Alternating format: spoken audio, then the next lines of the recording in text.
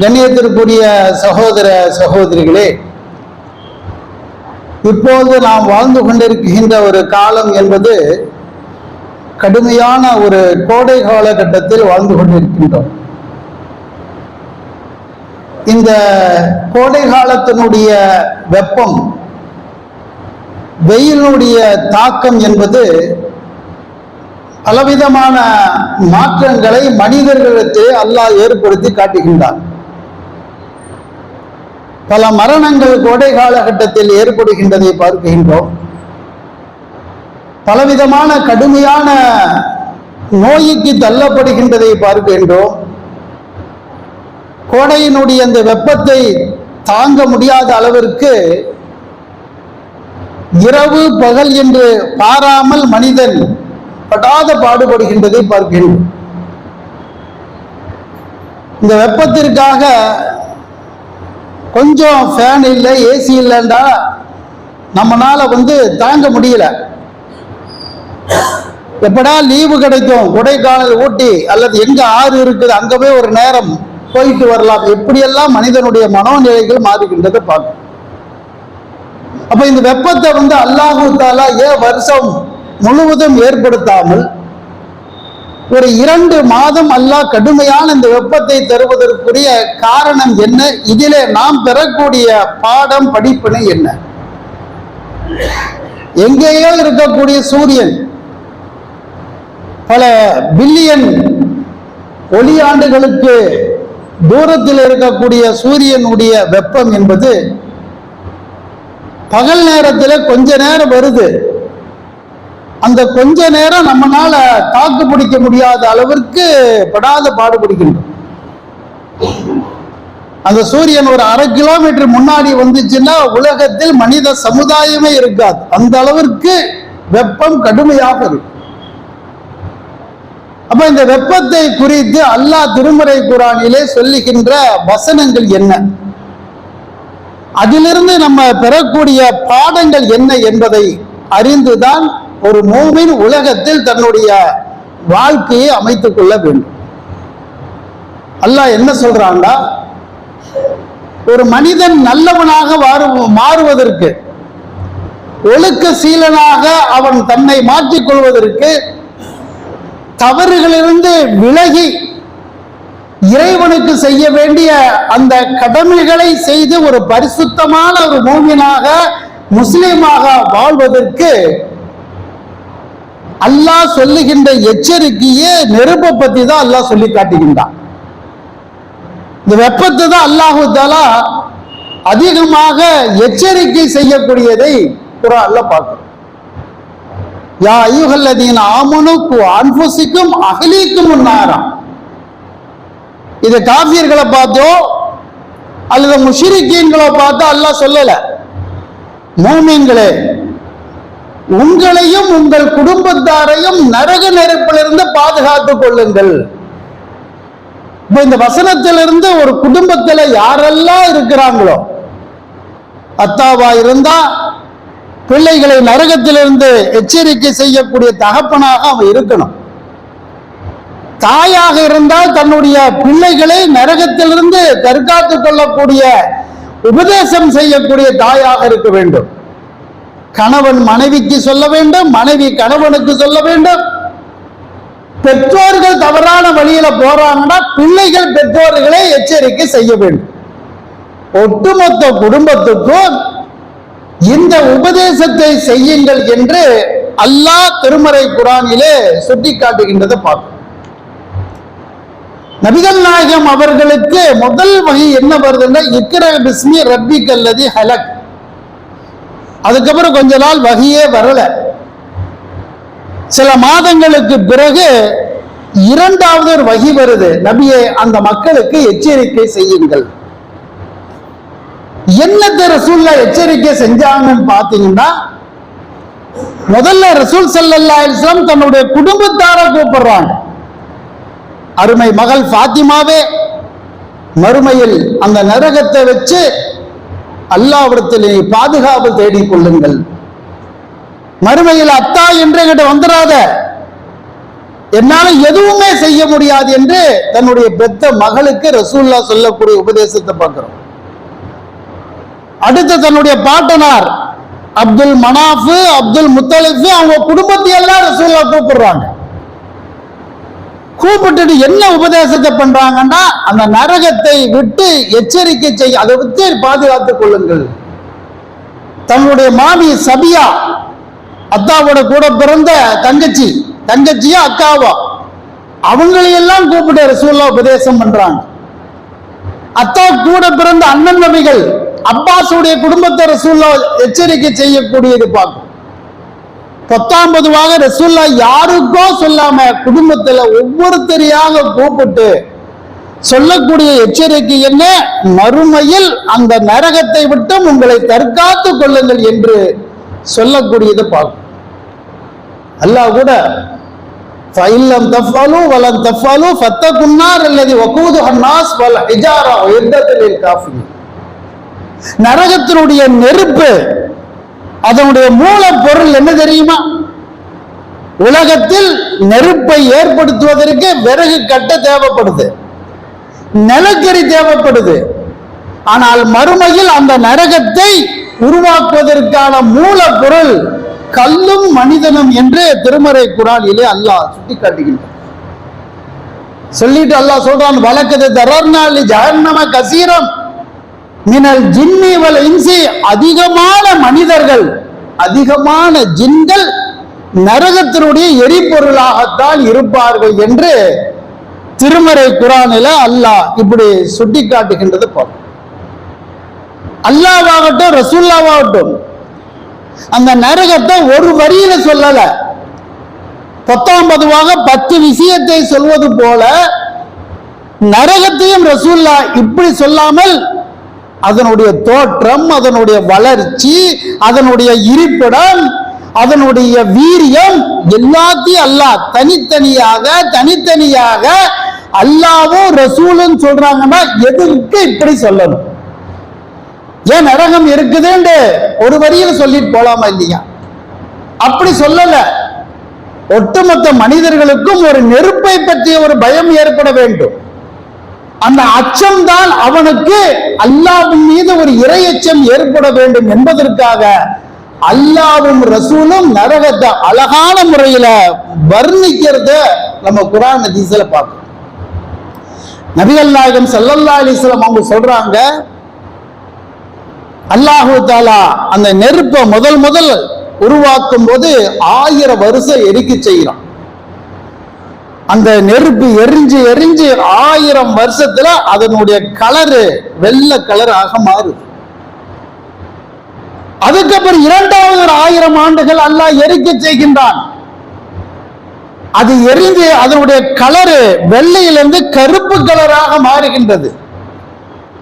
3வது ஒரு 1000 ஆண்டுகள் அல்லாஹ் எரிக்க செஞ்சு அந்த கருப்பு கலரு சிகப்பு கலராக அந்த நரகம் மாறின பிறகு அது அல்லாஹ் 70 பிரிக்குகின்றான். அதனுடைய ஒட்டுமொத்த வீரியம் என்பது 70 மடங்கு.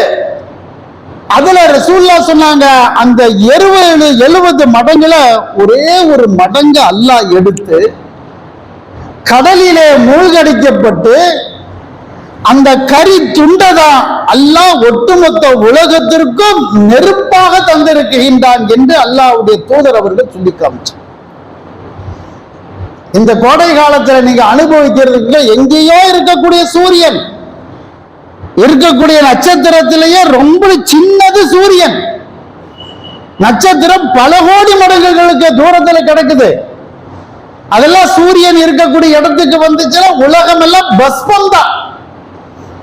அப்ப சின்ன ஒரு சூரியனுடைய வெப்பம் நம்மளால தாங்க முடியல. இருக்கக்கூடிய நட்சத்திரமாகட்டும், சூரியனாகட்டும், எரிமலை ஆகட்டும், ஒட்டுமொத்த உலகத்தில் இருக்கக்கூடிய அனைத்து நெருப்பும் சேர்ந்ததுதான் அல்லாஹ் அந்த ஒரு மடங்க கரித்துண்டாக உலகத்துக்கு கொடுத்தானா இல்லையா? அதுதான் நெருப்பு என்று அல்லாஹ்வுடைய தூதர் சொல்லி காமிக்கிறாங்கன்னா இது ஒரு ஜெராக்ஸ் கூட கிடையாது. அப்ப 69 மடங்கனுடைய அந்த வீரியத்தை உங்களால தாங்க முடியுமா? நினைத்தும் கூட பார்க்க முடியாது என்று அல்லாஹ்வுடைய தூதரவர்கள் சுட்டிக்காட்டுகின்றது பாரு. எப்படியெல்லாம் அல்லாஹ் ரசூல் வர்ணிக்கிறாங்க பாரு. எதுக்கு இந்த வர்ணனையை சொல்லணும்? நரகம் அல்லாஹ்விடத்துல முறையிடுது. ரசூல்லா சொல்றாங்க, என்னன்னு முறையிடுதுண்டா, இறைவா நீ படைச்ச அந்த நெருப்பினுடைய வீரியம் இருக்குல்ல, அது எரிஞ்சு எரிஞ்சு ஒரு கட்டத்தில் நரகத்தையே திங்க ஆரம்பிச்சிருச்சு. நரகத்தையே அதை எரிக்க ஆரம்பிச்சிருச்சு. அப்ப அல்லாஹ் அந்த நரகத்தை காப்பாற்றணுங்கிறதுக்காக 2 மூச்சுக்களை விட்டு அதுல ஒண்ணு கடுமையான குளிர் காலகட்டத்தில் இருக்கக்கூடிய குளிரும் கடுமையான கோடை காலகட்டத்தில் இருக்கக்கூடிய வெப்பமும் என்று அல்லாஹ்வுடைய தூதர் சொல்லிட்டு, நரகத்தினுடைய மூச்சு தான் நீங்கள் அனுபவிக்கக்கூடிய கோடை காலத்துடைய வெப்பம் என்று நபிகள் நாயகம் அவர்கள் சொல்லி காமிக்கிறார். அதை விடக்கூடிய மூச்சை நம்மளால தாங்க முடியல. அப்ப அந்த மூச்சையே தாங்க முடியலண்டா அல்லாஹ்விடத்தில் அது எரிஞ்சு அதே திங்கக்கூடிய அளவிற்கு அதனுடைய வீரியம் கடுமையாக இருக்கும் என்று அல்லாஹ்வுடைய தூதர் இப்படியும் வர்ணிக்கக்கூடியதையும் பார்க்கிறோம். குர்ஆன்ல அல்லாஹ் சொல்லி காமிக்கிறான், மறுமையிலே நீங்கள் காஃபிர்கள், முனாஃபிக்குகள், முஷ்ரிக்குகள் நரகத்தை பார்ப்பீங்க. எப்படி அல்லாஹ் கொண்டு வருவான் தெரியுமா? 70,000 சங்கிலிகளால் பிணைக்கப்பட்டுதான் நரகத்தை இழுத்துட்டு வருவாங்க. ஒவ்வொரு சங்கிலிகளுக்கும் 70,000 மலக்குமார்கள் இருப்பார்கள் என்று திருமறை குர்ஆனுடைய வசனம். அதை இழுத்துட்டு வரும்போது 70,000 சங்கிலி, ஒவ்வொரு சங்கிலிகளுக்கும் 70,000 மலக்குமார்களை அல்லாஹ் நியமித்து இழுத்து கொண்டு வருவார்கள் என்று திருமறை குர்ஆனுடைய வசனம். இப்படி அல்லாஹ் நீங்க குர்ஆன்ல எடுத்து பார்த்தீங்கன்னா அந்த நரகத்தை அல்லாஹ் வர்ணிக்கக்கூடிய வர்ணனை இருக்கா இல்லையா, எவ்வளவு மோசமானவன் கூட இஸ்லாத்தை ஏத்துக்கிட்டு வணக்க வழிபாடுகளில் ஈடுபடும். நம்ம படிக்கல, நம்ம என்னமோ டீ குடிக்கிற மாதிரி நரகம் தானே டிஃபன் சாப்பிடுற மாதிரி போற போக்கில் பார்த்துட்டு இருக்கிறோம். அப்படி படிக்க கூடாது. என்ன குர்ஆன்ல ஏன் அல்லாஹ் இவ்வளவு வர்ணனையை வைக்கிறான்? நரகத்தினுடைய அதனுடைய இடத்தை சொல்லி காமிக்கிறான். எவ்வளவு அகலம் இருக்கும், எவ்வளவு ஆழம் இருக்கும், அது எவ்வளவு பிரம்மாண்டமாக இருக்கும், அந்த நெருப்பு எப்படி தீ ஜுவாலியாக எரியும், அதான் அல்லாஹ் சுட்டி காட்டுகின்றது பார்க்கிறோம். அங்க கொடுக்கக்கூடிய உணவுகளை சொல்றான், நரகவாதிகள் தங்கக்கூடிய இடத்தை சொல்றான். இப்படியே நீங்க நரகத்தை நீங்க பார்த்தீங்கன்னா அப்படியே வர்ணனையை கொண்டு வந்து வைக்கக்கூடியது பாருங்க. அல்லாஹ்வுடைய தூதர் தொழுகையில எதுக்குங்க அழுதாங்க? தொழுகையில ரசூல் ஸல்லல்லாஹு அலைஹி வஸல்லம் நரகம் சம்பந்தப்பட்ட வசனங்களை ஓதும் போது அல்லாஹ்விடத்தில் அடுத்த வினாடி அஸ்தக்ஃபிருல்லாஹ், இறைவா எங்களை மன்னித்து விடு என்று கேட்பார்.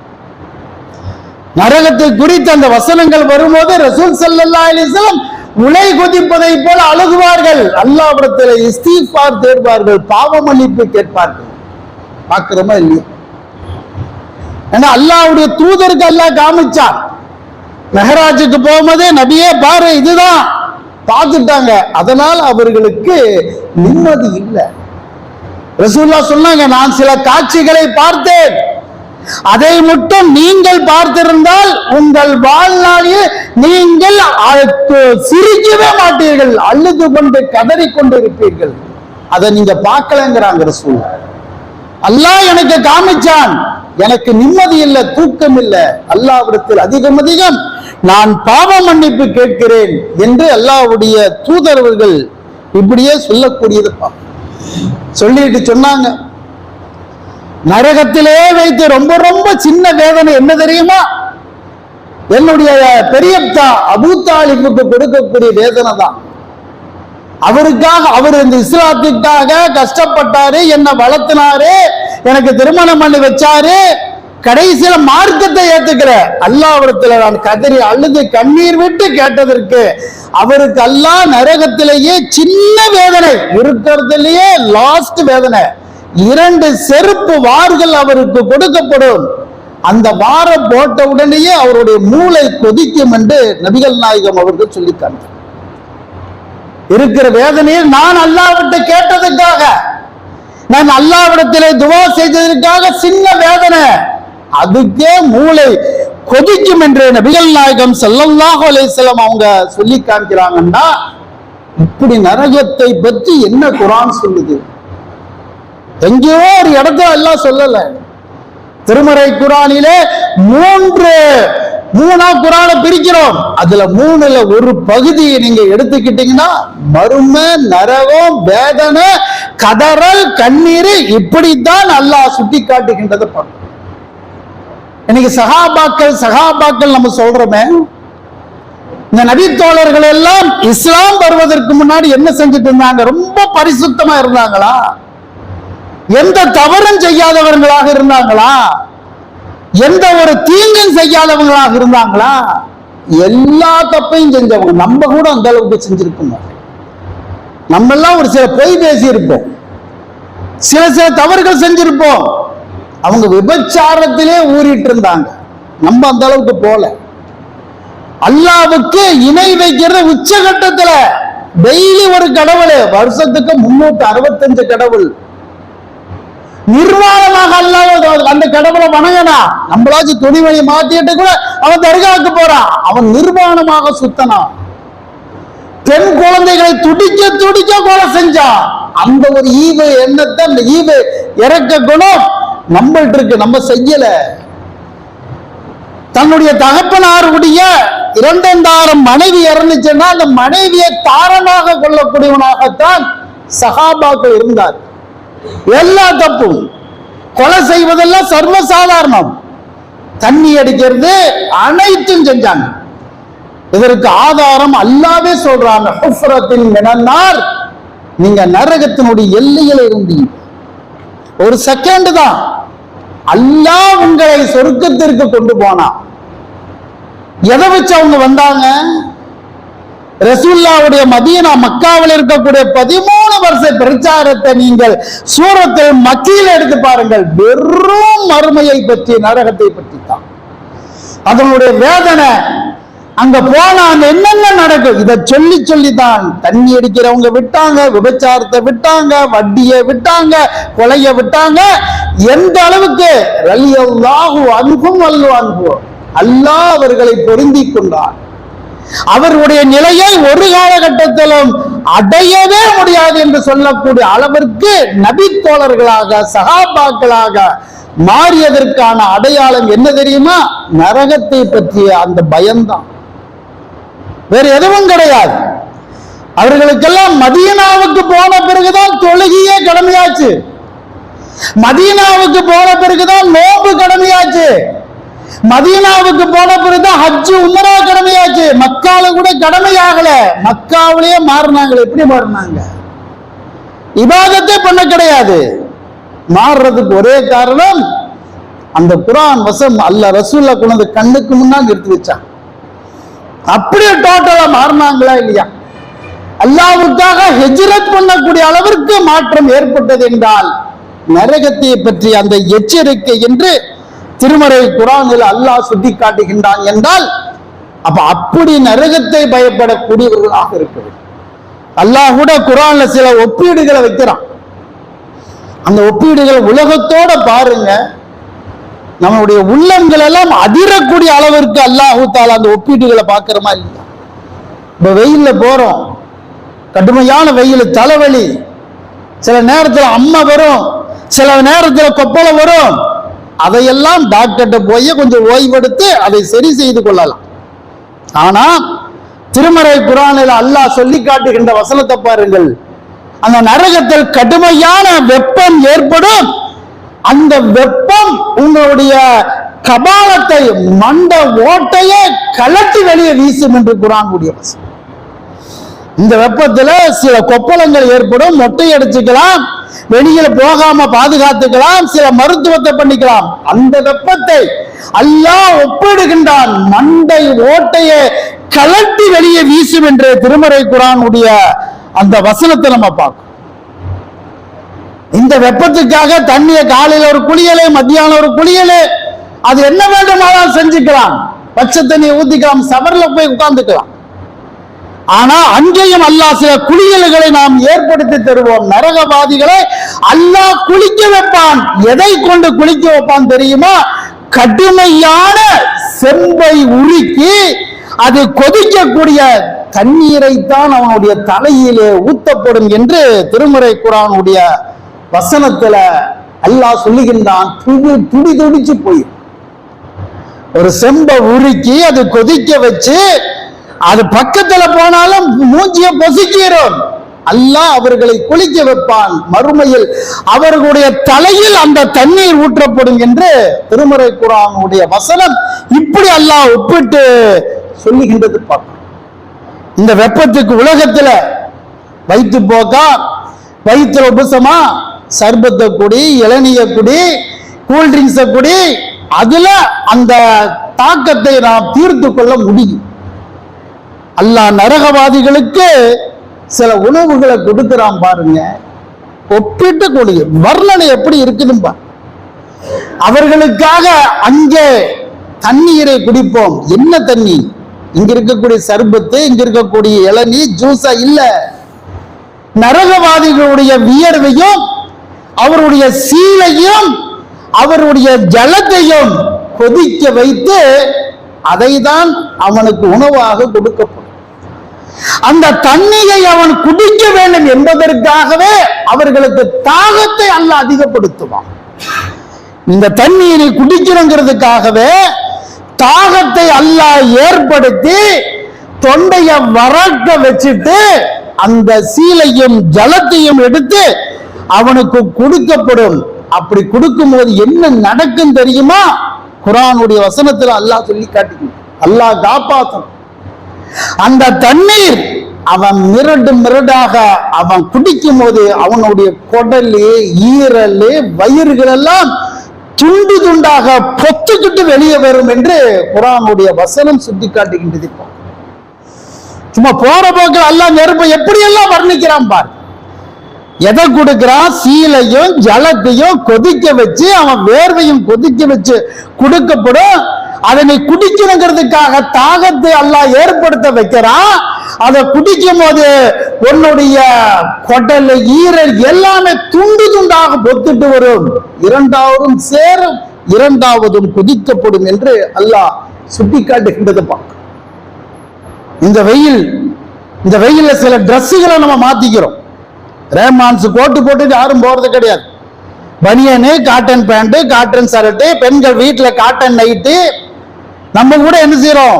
அந்த வேர்வைக்காக பனியன்னு டவுசர் கூட போடுறது கிடையாது. வீட்டுல போச்சா லுங்கியை கட்டிக்கிட்டு அப்படியே வெறும் மேலோட, ஏன் வெயில் தாங்க முடியல, வேற துண்டை போட்டுக்கிறோம், ட்ரெஸ்ஸை மாத்திக்கிறோம். அங்கேயும் அல்லாஹ் ட்ரெஸ்ஸை கொடுப்பான். நரகவாதிகளுடைய ட்ரெஸ் ஏற்கனவே நெருப்பில் அவன் படாத பாடுபட்டு இருக்கின்றான். நெருப்பில் ஆன ஆடையும் அவனுக்கு கொடுக்கப்படும். மனிதர்கள் உலகத்தில் வெறுக்கக்கூடிய சொறி, சிரங்கு என்று சொல்லக்கூடிய நோய்களான உடையை தைச்சு அவனுக்கு கொடுக்கப்படும்.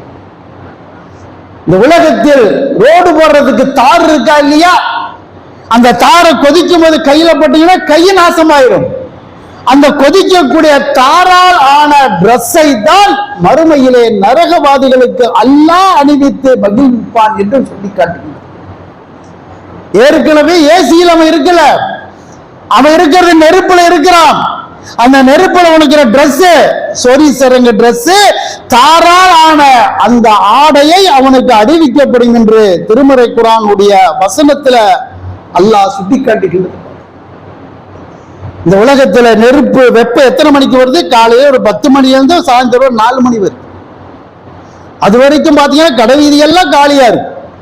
அதிகமா யாரும் வெளியே போறது கிடையாது. 4 மணி 5 மணிக்கு வெயில் போன பிறகு அதுக்கப்புறம் வெளியே போய்க்கிறோம்.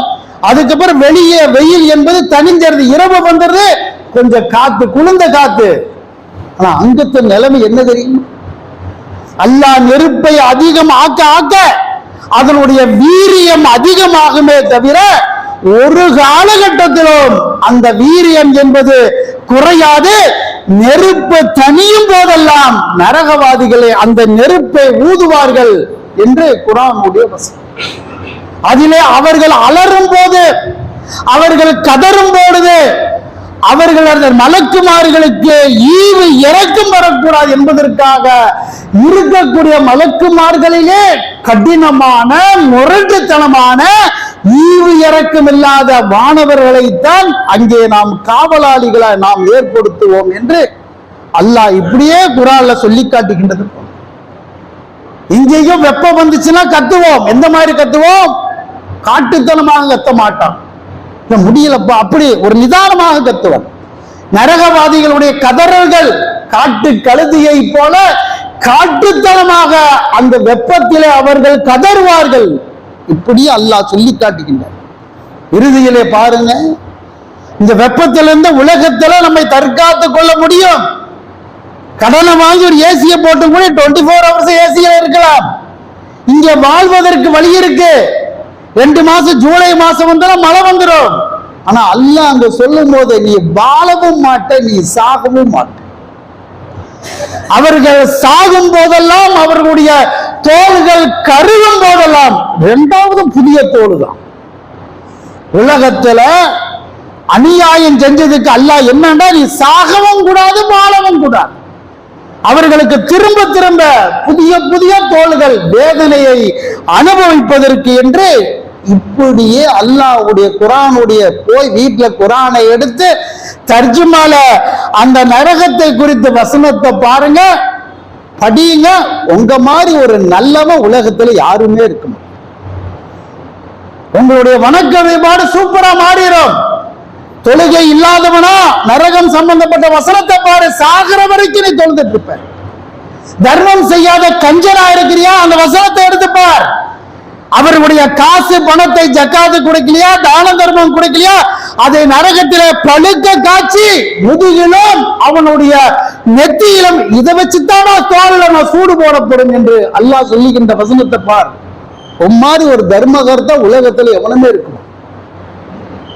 நீ நல்லவனாக மாறுவதற்கு உன்னுடைய பாவ மன்னிப்பு இபாதத்துகளுக்கு அல்லாஹ் வைக்கக்கூடிய அந்த எச்சரிக்கை நரகத்தை குறித்து தான் இருக்குது.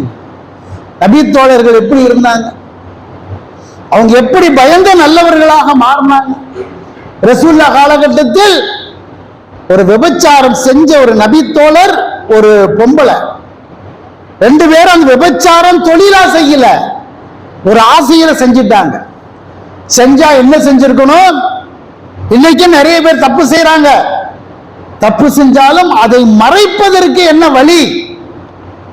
அதற்கு சால்ஜாப்பு சொல்லி அதுல இருந்து தவறிலிருந்து தப்பிப்பதற்கு என்ன வழி?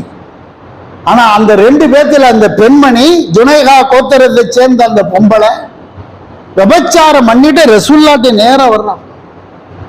அத்தனை பேர் இருக்கிறாங்க சஹாபாக்கள் மத்தியில வந்து சொல்ற, அப்படி அல்லாஹ்வின் தூதரே, நான் ஜினா செய்து விட்டேன், நான் விபச்சாரம் செஞ்சு விட்டுட்டேன் சொல்ற. அப்படி ரசூலுல்லாஹ் முகத்தை இப்படி திருப்பிக்கிறாங்க. இந்த பக்கம் வந்து, அல்லாஹ்வின் தூதரே, நான் விபச்சாரம் பண்ணிட்டு எனக்கு அல்லாஹ்வுடைய தண்டனை கொடுங்க. தண்டனை என்ன தண்டனை? நம்ம கோர்ட்டு மாதிரி ஒரு 2000 ரூபாய் பணம் கட்டிட்டு போங்கிற தண்டனையா? இல்ல, கல்லால் எறிந்து கொல்லணும், அதுதான் தண்டனை, உயிர் போயிடும். ரசூலுல்லாஹ் இல்ல, நீ ஏதாச்சும் சும்மா பேச்சுவாக்கில் தொட்டிருப்ப, விபச்சாரம் பண்ணேங்கிறான். ரசூலுல்லாஹ் திரும்புறாங்க, எல்லா இடத்துலயும் அந்த பொம்பளை சொல்றா. அப்படி அத்தனை ஆம்பளைகளுக்கு முன்னாடி, ஒரு ஆம்பளைக்கு அல்லாஹ்வுடைய தூதருக்கு முன்னாடி நான் ஜினா செஞ்சுட்டேன்னு அந்த பொம்பளை சொல்லி எனக்கு தண்டனையை கொடுங்க. அப்ப ரசூலுல்லாஹ் அதனால ஏதாவது குழந்தை ஏதாச்சும் கருவாயிருக்கா, வயிற்றுல குழந்தை ஏற்படுறதுக்கான முகாந்திரம் இருக்கா? ஆமா, கருவாயிருச்சுங்கிறாங்க. உடனே ரசூலுல்லாஹ் வந்து தண்டனை கொடுக்காம இந்த குழந்தையை போய் பெத்து எடுத்துட்டு வா அனுப்பிச்சு விடுறாங்க. உங்க அம்மாவும் போயிடுறாங்க, சஹாபாக்களும் போயிடுறாங்க. கிட்டத்தட்ட ஒரு 10 மாசம் முடியுது. அந்த 10 மாசத்துல இந்த சம்பவத்தை ரசூலுல்லாஹ் மறந்தாச்சு, சஹாபாக்களும் மறந்தாச்சு. 10 மாசத்துக்கு பிறகு அந்த பச்சை குழந்தைய பெத்துட்டு அதை தூக்கிட்டு வர்றாங்க. வந்து ரசூலுல்லாஹ் மறந்து அந்த ரசூலுல்லாஹ்ட்ட சொல்றாங்க, அல்லாஹ்வின் தூதரே, ஒரு கட்டத்துல நான் விபச்சாரம் பண்ணிட்டேன்னு நான் உங்கள்கிட்ட சொன்னேன், நீங்க குழந்தைய பெத்துட்டு வாங்க, நீங்க குழந்தைய பெத்துட்டேன், எனக்கு தண்டனையை கொடுங்கோன்னு அந்த பெண்மணி கேட்கிறான். கொஞ்சம் கற்பனை படி பாருங்க, இந்த ஹதீஸை படிக்கும் போது நம்ம ஈர கொலையெல்லாம் நடுங்கு. அப்பதான் குழந்தை பிறந்திருக்கு, இனி பால் கொடுக்கணும், அந்த குழந்தைய வளர்த்தணும். இந்த அம்மாவை கல்லால எரிஞ்சு கொண்டுட்டாங்கன்னா அந்த குழந்தை அனாதைத்தான், யாரு வளர்த்துவா? குழந்தை செத்தாலும் பரவாயில்லன்னு தண்டனை கேட்கிறாப்படி. ரசூல் அந்த குழந்தைய வாங்கி அந்த பெண்மணிக்கு தண்டனையை கொடுக்கிறாங்க. சஹாபாக்கள் அந்த பெண்மணிக்கு கல்லால் எரிஞ்சு தண்டனை நிறைவேற்றப்படுது. அந்த அம்மா மௌத்தாகி ரோட்ல கிடக்கிறாங்க.